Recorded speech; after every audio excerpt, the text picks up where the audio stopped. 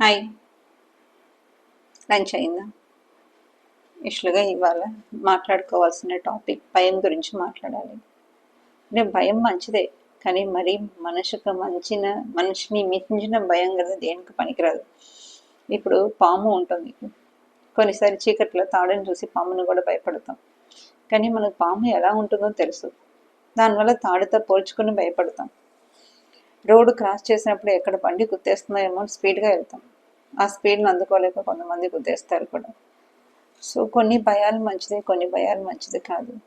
భయం గలది ఎప్పుడు వస్తుంది? మీ గురించి మీకు ఒక ఐడియా లేనప్పుడు, అవగాహన లేనప్పుడు భయం వస్తుంది.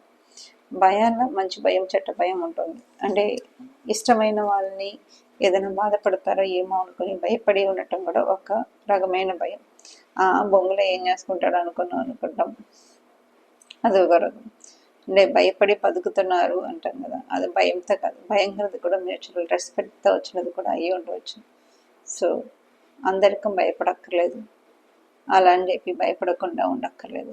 గురువుకు భయపడాలి, ఇష్టమైన వాళ్ళకి భయపడాలి, తల్లిదండ్రులకు భయపడాలి, ఫ్యామిలీ అంటే భయం ఉండాలి.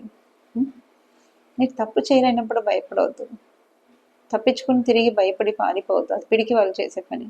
మీకు ఒకసారి డిసిషన్ తీసుకోముందు ఇది రైట్ అని అనిపించిన తర్వాత అది ఎప్పుడు రైటే అవుతుంది. అంతేకాని దానికోసం ఇది రైటో రాంగో అదో కాదో అని ఎక్కువ టెన్షన్ పడి ఇంకా ఇంకా భయంని క్రియేట్ చేసుకుని అనవసరమైన న్యూసెన్స్ అని మీ బుర్ర మీద ఎక్కించుకొని ఎన్ని రోజులు పరిగెడతారు, ఎంత దూరం పరిగెడతారు? ఎప్పుడుకో ఒకసారి ఆయాసం వచ్చి అలసిపోవటమే కదా.